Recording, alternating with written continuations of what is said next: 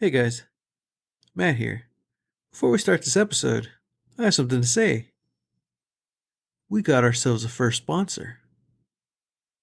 Now Sam's We looking at me we confused. do? Yeah, technically, I guess it's not official, but our first sponsor will be us. The Adventures of Cinnamon and Oatmeal is Holy sponsoring crap. this episode, whatever that means. We mentioned it last week on Lost Legacies. We want to bring it back again. It's now officially out. It's in the world. The bears are in the wild.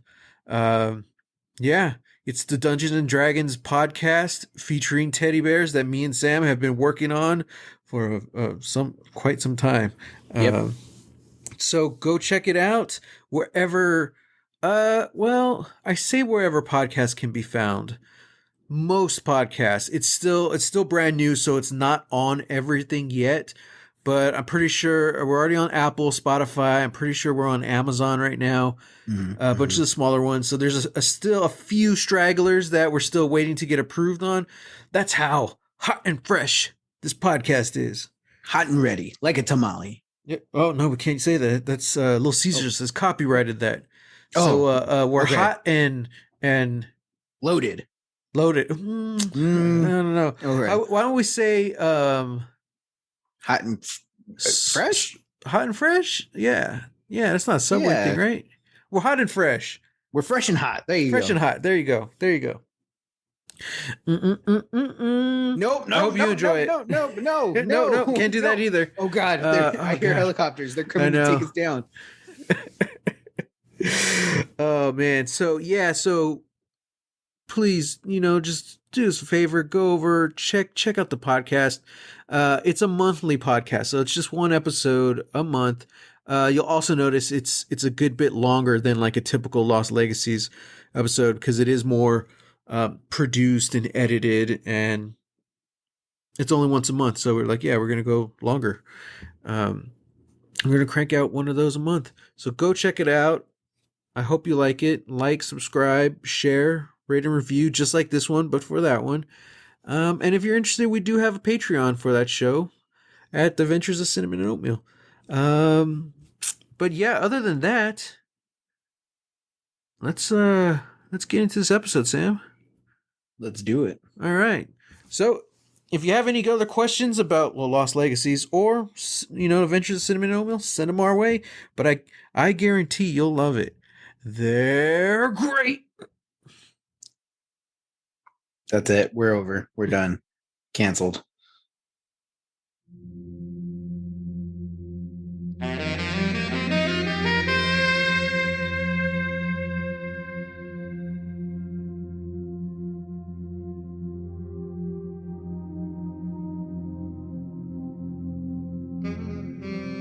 Welcome back to Lost Legacies, the show where we talk about Lost. And we're actually talking about Lost this week. Surprise, surprise. I know. I'm Matt, and I'm here with Sam.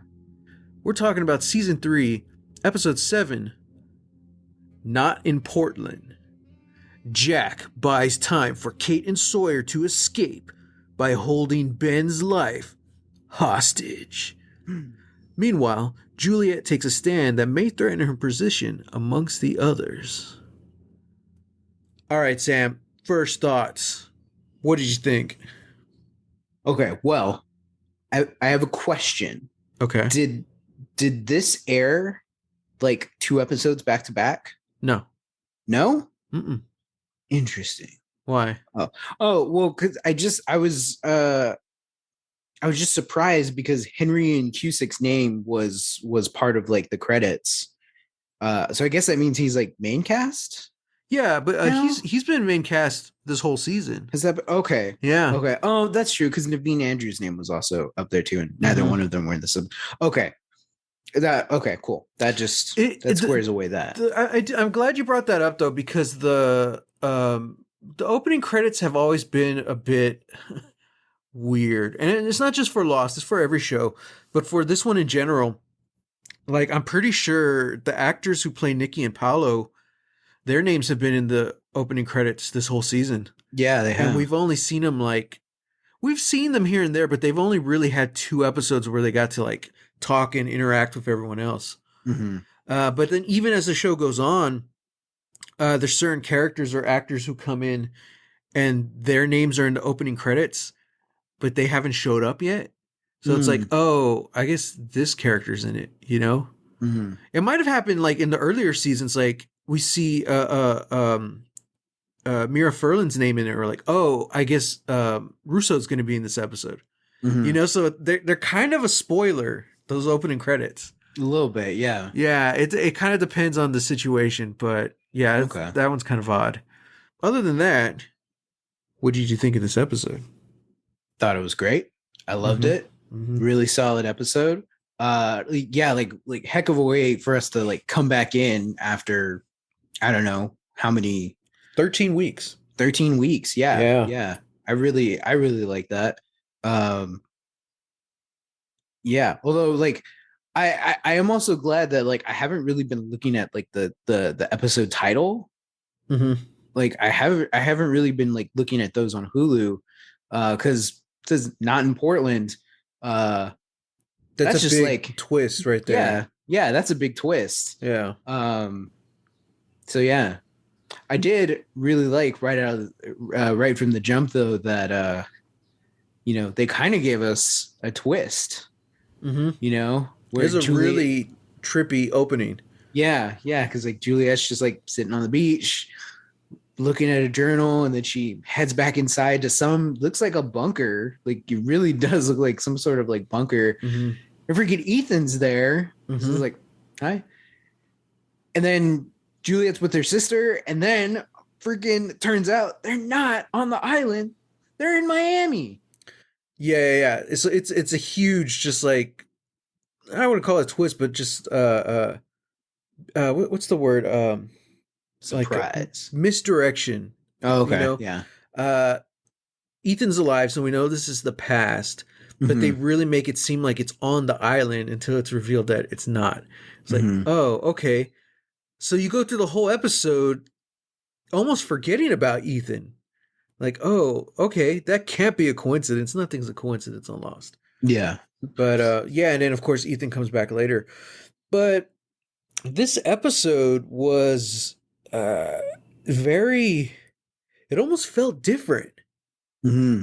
It was because we've mentioned it before. We don't know why they decided to air 6 episodes in the fall of, what did we say, 2006, Mm-hmm. and go on break for 13 weeks and then air the rest of the Mm-hmm. episodes. We don't know what the thinking is, why they did that. But it does feel like, this being the first episode back, I was kind of expecting that it's going to be like more of the same. It's just going to jump back into it, which it does, but tonally it just feels completely different than Mm-hmm. the way the last 6 episodes ended.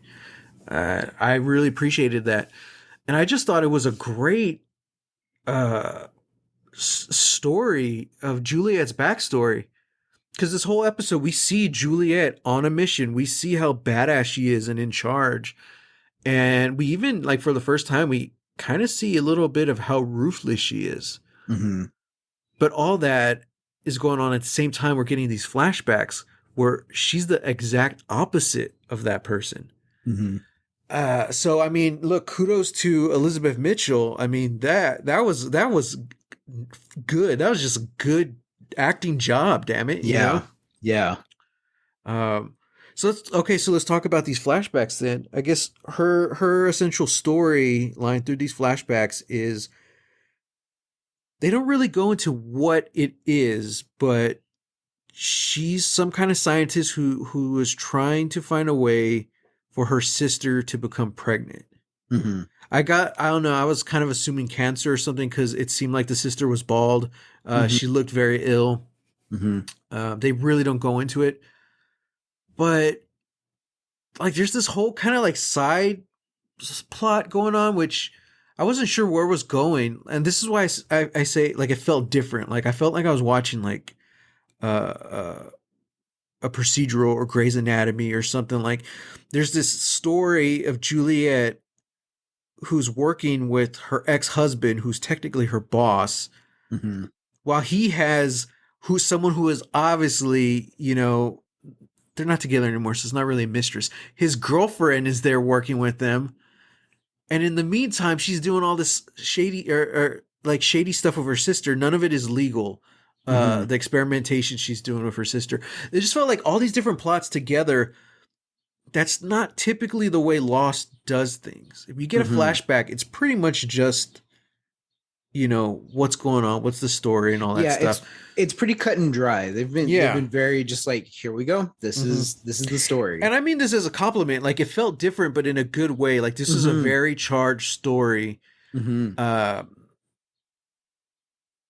I wasn't sure why we were watching it, and I'm glad. I think the payoff was great, because eventually this does lead up into the twist at the end. Mhm. And so, just, I mean, quick summary: all this is happening. Juliet is I guess, kind of trying to being recruited by how do you say this actor's name? Nestor Campbell? It's not Campbell. It's uh Carbonell. Let me see. Oh, that's right. Why did I think it was Campbell? Oh, jeez. There's no way I can say this because I'm horrible at Spanish. Carbonell. Nestor Carbonell. There you go. And famous. I mean, you would recognize him. He's done a lot of stuff. He was also Batmanuel in the Tick The from, what was that? Tick. The 90s or Yeah, the live action yeah. Tick show. Batmanuel himself shows up. Uh-huh. So, and like, they don't go too in detail, but they're basically representing some kind of company in Portland, hint hint, that is trying to hire Juliet to lead their team.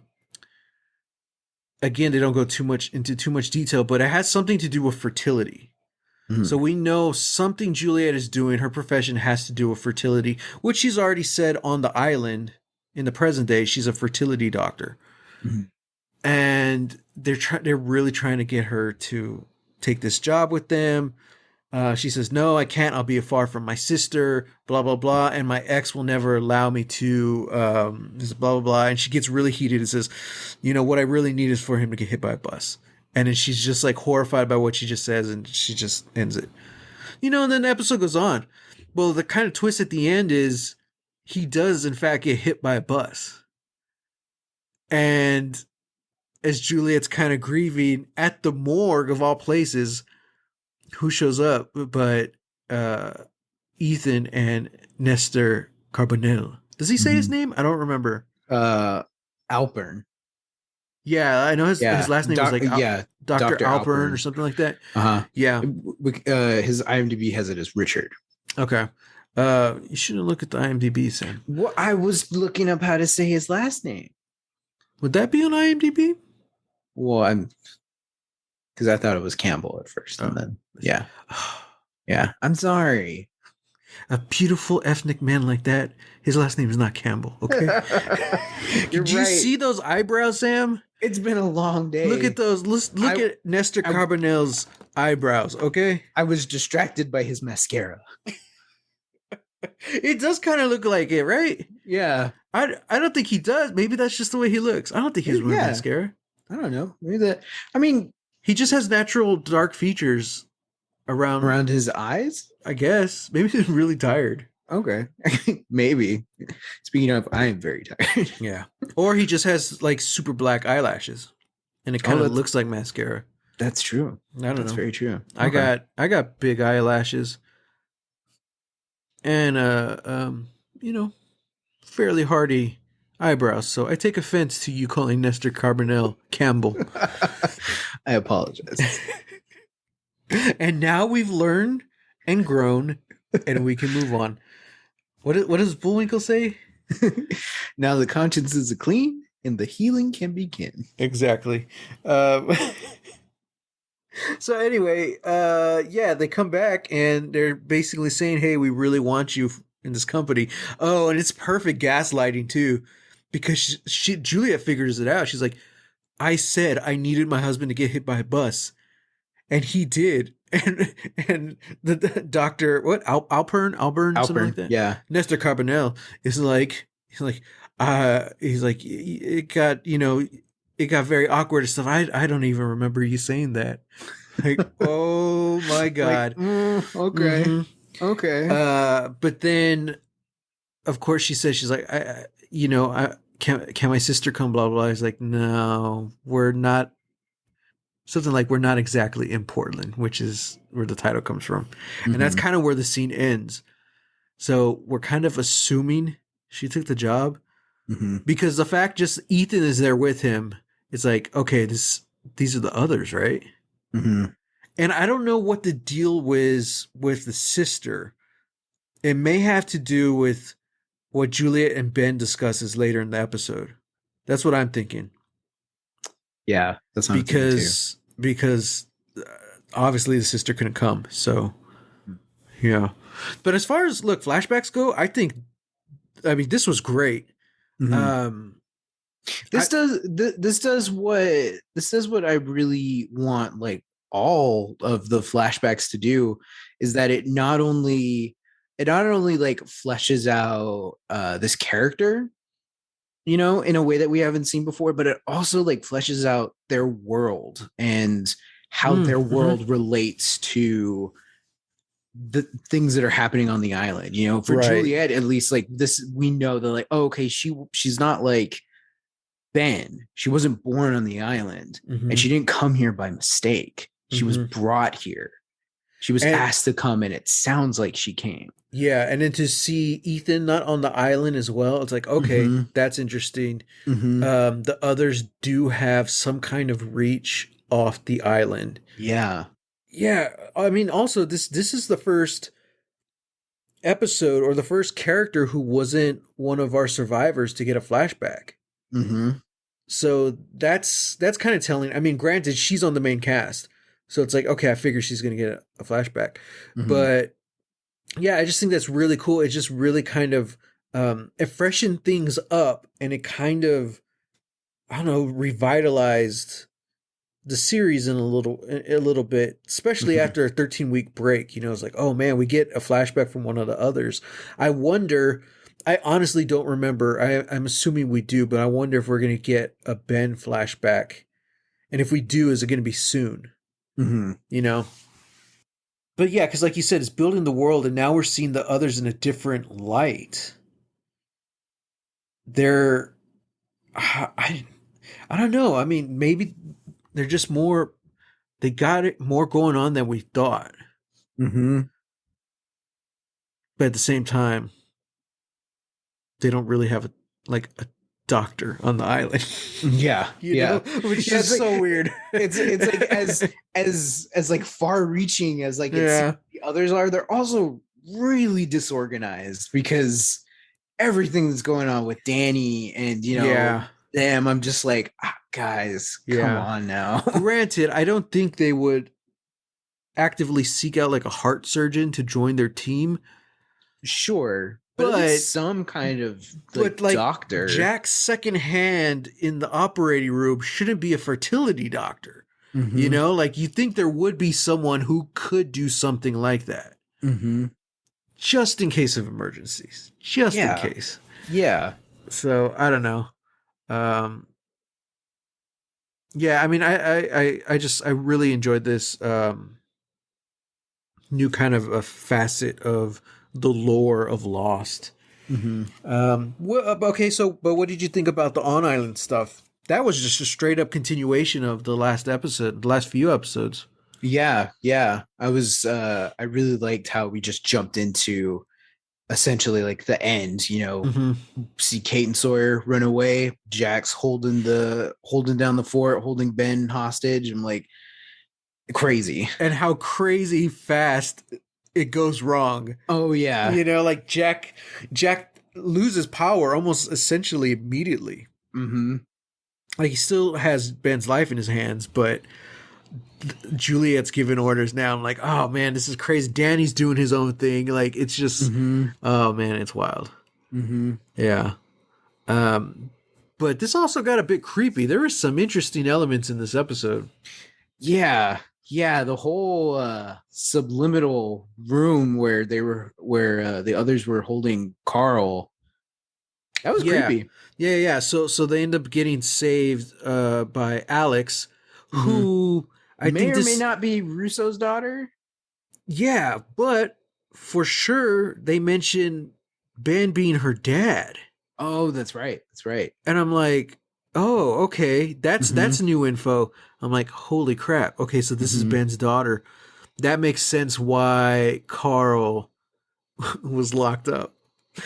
Yeah. Because he's in love with Ben's daughter, and they did Hmm. some real Clockwork Orange number on him, man. Hmm. Like that was just creepy. I got the chills watching that scene where they have to get him out of there.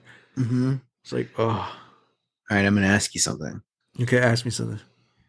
Who the hell is Jacob? I don't know. I caught that too. What Hmm. did it say? God loves you the way he loves Jacob. Yeah. I had to pause it because it was one of the flashes in that sequence, Yeah. the like mind control sequence. That was oh.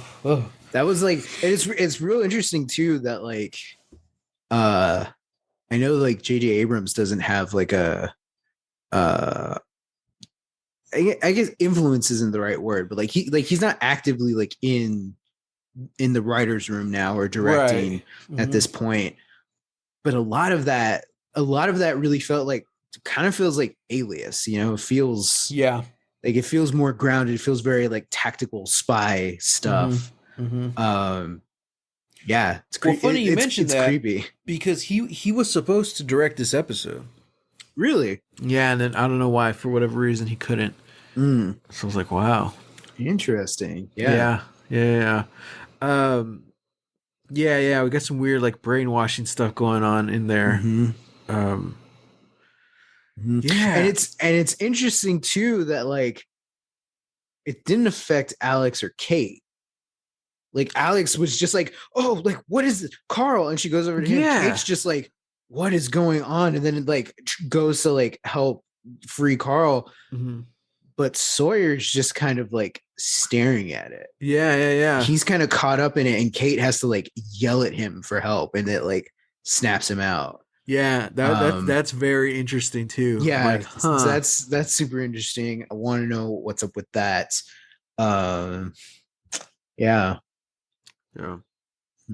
Mhm. Um, was that the guy from Always Sunny in Always Philadelphia. Sunny? It Yeah, was, right? yeah. Young, dude, The young. second he showed up, I was like, I was like, Mac? no way. That's Yeah, it's Mac. Mac. Who wasn't in this show? Oh, dude, I know. Yeah, so pretty much the on island stuff is pretty much the same, except now they're Alex convinces Sawyer and Kate to help her rescue Carl, and she'll take him to a boat to get off the island. Mm-hmm. Oh, Juliet fully tells Jack about the two island situation. Oh yeah, he didn't know that, and I Yeah, he didn't forgot know about that. that. She's like, Your plan's not going to work. Your friends can't leave this island. We're on a separate island." He's like, "Damn it." Well, Ben wakes up in the operating table and he hears everything going on. Mm-hmm. Like, oh my god. Mm-hmm. Well, he ends up having a private conversation with Juliet, Mm-hmm. and it was pretty well done because it's all from Jack's perspective. So he can't hear what they're saying, but she comes out and says, "Okay, Jack's gonna save Ben. I'm gonna help his friends escape." Hmm. Okay, and this is Mm-hmm. where we kind of see Juliet on a mission. You Mm-hmm. know, she goes, she tells Danny, "Hey, let him go." He says no. So eventually, she just shoots, she murders Danny in cold blood Mm-hmm. to help them escape. She also tells Alex, "You can't escape because if you go, Ben's not going to let Carl live." So Alex ends up staying behind with Juliet. Kate, Sawyer, and Carl end up taking off. Mm-hmm. Yeah. Of course, though, there's the whole scene with Kate and Jack on the radio. She has to tell him the story, which lines up perfectly because Jack actually screws up in the operating room and Ben's like bleeding out and stuff. Mm-hmm. And then as Kate's telling him the story that he told her back in episode 1 of him being terrified and counting to 5, and he was able to fix the girl. That's exactly what he's doing to Ben. I was like, that was nice. That was good. That was good really writing good. right The there. way they brought that back up at the right time. And Jack essentially, I mean, the whole thing is he's sacrificing himself. You know, what's going to happen to him is going to happen to him as long as Kate gets away, Sawyer by proxy. Yeah. But Kate's like, I can't leave you. And you could kind of see Sawyer's like looking at them talk on the phone, and like Sawyer realizes, you know, she loves Jack, you know. Damn it. The melodrama. Oh, I know. It's great though. It's great. I love yeah. the show. Yeah. And then, of course, at the end, Juliet reveals to Jack that Ben tells her that she's been here on this island for over 3 years, and Ben tells her that if he does this, if he gets Jack to save Ben, he'll let her go home. And it was a real big like twist moment. The music comes up, dun, dun, dun, dun, like a twist, and I'm like, yeah, you know, I guess it is kind of revealing for audience and Jack. It's like Ben holds all the cards, like he's the boss. But it's almost even more creepier. It's almost like he's like almost like a cult leader. The way everyone treats him, you know, they're like, we got to do everything for this guy. The fact that like even his own daughter, who did all of this stuff, risked everything to save this guy that she loves, can't leave because her dad won't let Carl live. It's like, and she like doesn't even fight that. Yeah, she just like she full on. They have their moment, they kiss, and then she lets him go. I'm like, that's very telling. Yeah, that Ben just has that much power, that much sway with these people. Oh, yeah. Oh man, might be the Bond villain to end all Bond villains. You know? Yeah, man. I mean, this guy's just like, he's creepy. That's it. He's creepy. Yeah. You know, but he can back it up. Creepy. He can back it up. And he just always seems like a step ahead. It's wild. Coral. What was that? I just thought Rick Grimes. Well, I mean, because his kid's name is Different Carl. show. Yeah, I know, but I heard Carl and I just Coral. Let's go, Coral. We're gonna build a new life here, Coral. And I'm gonna need you by my side. You and Judith. That's my Rick Grimes. We got things to do, Coral. Stuff and things. Yeah, that's it. Good job here. Oh man, I miss Andrew Lincoln. I know. What's that guy been up to? I don't know, man. You know, he's British, so he's probably doing like stage acting.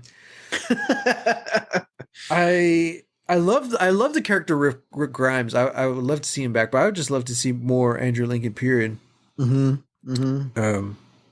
Yeah. But Andrew Lincoln doesn't sound like Rick Grimes. That's the thing, you know? Yeah, that's the I want to thing. see Andrew Lincoln as Rick Grimes in other things. projects. Yeah. You know? Andrew Lincoln as Rick Grimes in Star Trek. Oh, there you go. Yeah. Coral. Engage. Beam me up, Coral. Coral, beam me up. Oh man, I feel like that we talked about that pretty fast. Yeah, but like we hit everything. Like there was none of the nothing on the main island this episode. Yeah. It was pretty. This episode like had no fat on it. It was all lean, clean cut. Like here we go, boom, boom, boom, boom, boom, and like it didn't. I think that's why it worked so well. Yeah, it didn't bore. It was just like, wow, like cool. And what a way to come back after 13 weeks, you know, where it's like you're only getting 3 cast members that you know, right? That you've known for like, you know, the whole time. Going on 3 years now, and like, and then everybody else is just another. Like that's crazy. And this isn't even one of their episodes, you know? How easy would it have been to just make this yet another Jack episode? Right. You know? Yeah. But boy howdy, this was great. Boy, howdy. Yeah. hmm I wish there was more lost episodes like this because, like we were saying, even the stuff of Juliet and her husband, which didn't really seem like it was part of the plot in any way, it eventually turned out to be a big part of the plot. You're like, hmm oh, okay, I see what hmm we're doing here. But even then, like, it wasn't boring. It was completely just I was captivated just by like Elizabeth Mitchell's performance. hmm I was like, wow. hmm Um, yeah, I think she's extremely underrated because, of course, we also know her from The Expanse, The Expanse, yeah. and fortunately, she was only in like half a season. I know she was only in half of that third season. Yeah, I mean, it's a great role. She does great, but it's like I hmm want to see more of her. Um, Actually, no, I think she's in all of that season. Still, it's still just one season. Yeah, I'm yeah, like, yeah. I wish we had more. Oh, you're right. It was the full season. hmm Um, yeah. Yeah, she did. She did end up coming back like real quick Spoilers. in the last season. Oh, What sorry. if you haven't seen the last season? Sorry. Well, Yeah, I don't count that though. I mean, yeah, sure. It's one of those. The industry is calling it the COVID cameos because mm, so many shows are doing COVID cameos where it's like, oh, someone shows up on a FaceTime or something yeah, because they could literally film that on their house, anywhere. give crappy quality, and it fits in the story. hmm Like, oh, well, of course it's crappy quality because they're transmitting from across space. Yeah, You know, um, yeah, COVID cameos. I feel like The Expanse had several of those. yeah, yeah. That's Oh, yeah. it's That probably last also season they because it was did. the last season, quote hmm unquote, the last season. Yeah. They kind of wanted to wrap up some of those characters' stories. Just say, hey, they're still alive. They're still okay. hmm Okay, so MVPs, Elizabeth Mitchell. obviously, right? Yeah, Easy. I Yeah. don't know if I have a second one. Yeah. I know. It was just her, like a tour de force. Yeah. This episode was hers. There was great performances in there and stuff. hmm Yeah. Uh, It's like we get like great interactions with everybody. I think like it's a testament to how Matthew Fox and Evangeline Lilly like play off of each other so well yeah, when yeah, they're not even in the same room. right.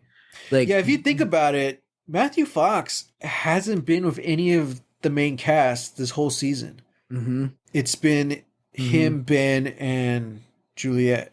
hmm You he's know. been he was with Kate for a little bit in the last Oh, that's episode, right. Yeah, but yeah. like that was it. That's always interesting. Like when you pull characters out like that, hmm just from the acting standpoint. But hmm yeah, man. Okay, so thoughts and theories because there's some crazy stuff this in this episode. There's some crazy stuff. I feel like obviously Kate's gonna want to mount a rescue. They're gonna want to get Jack Mm-hmm. back.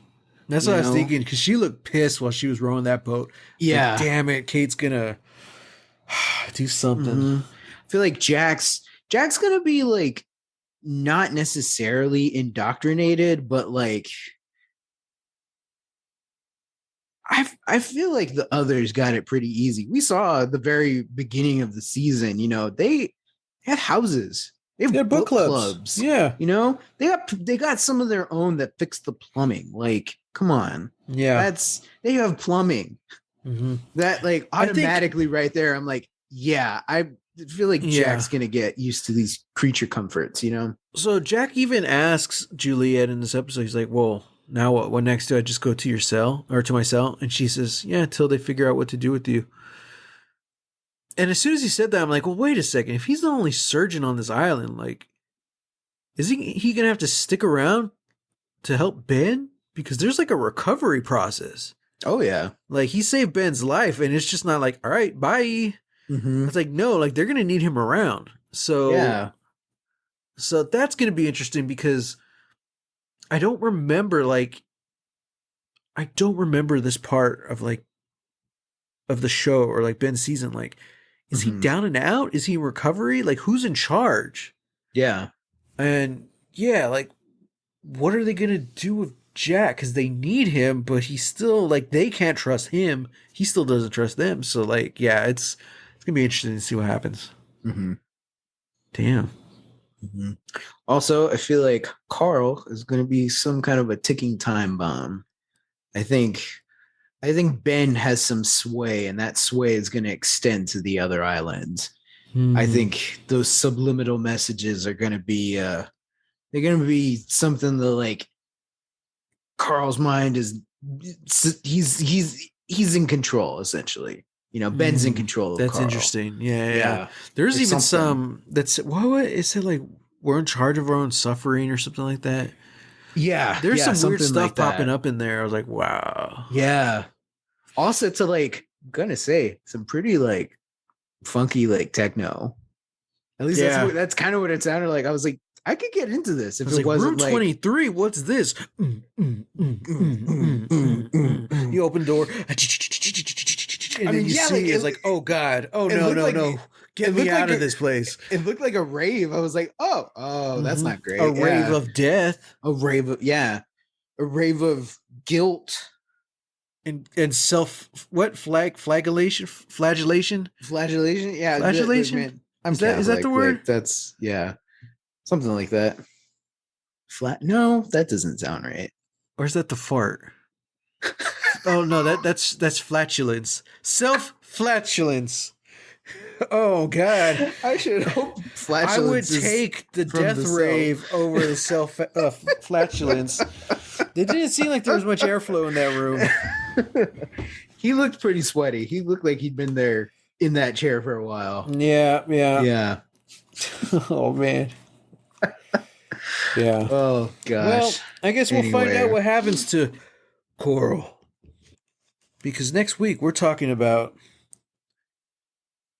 Season 3, Episode 8. Flashes Before Your Eyes, in which Charlie enlists the aid of Hurley to figure out why Desmond's been acting so weird. Now, I just gotta say, those are 3 names that I like.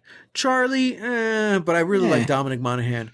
Yeah. And I really love Hurley and Desmond. So, and I'm trying to remember where they left off because Hurley was getting like, where were they? Where did the last 6 episodes left off? Desmond said like, he mentioned like John's speech and it hadn't happened yet, right?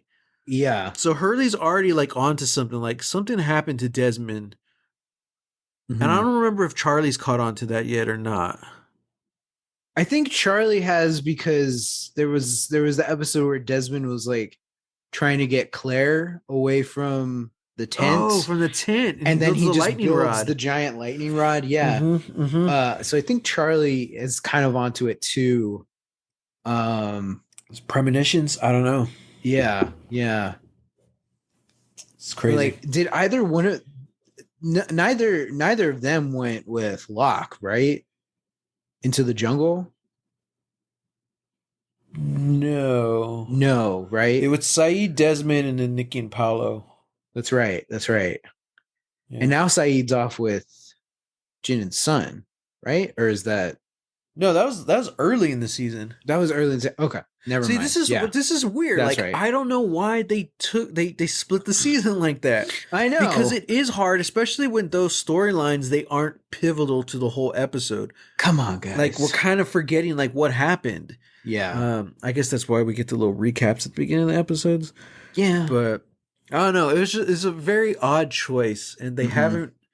Maybe it was just an experiment. They're saying, "Hey, we want to see how this works." If anybody from the show Lost wants to come on or just wants to tweet at us, and let us know exactly why you guys took 13 weeks off between episodes, hit us up at hashtag Lost Legacies.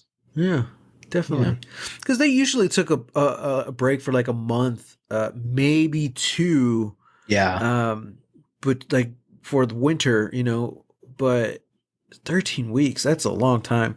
Yeah. And the fact that they split it like 6 episodes and then, I don't know what, 17, 18, whatever's left in the series or in the season. Yeah, it was just weird. Yeah.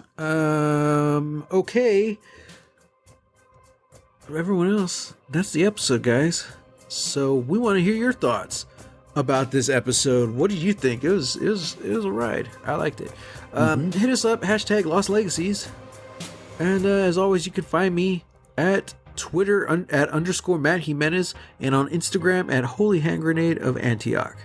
And you can find me on Twitter and Instagram at Real, that's REEL, Texas Weirdo. Till next time, Get lost.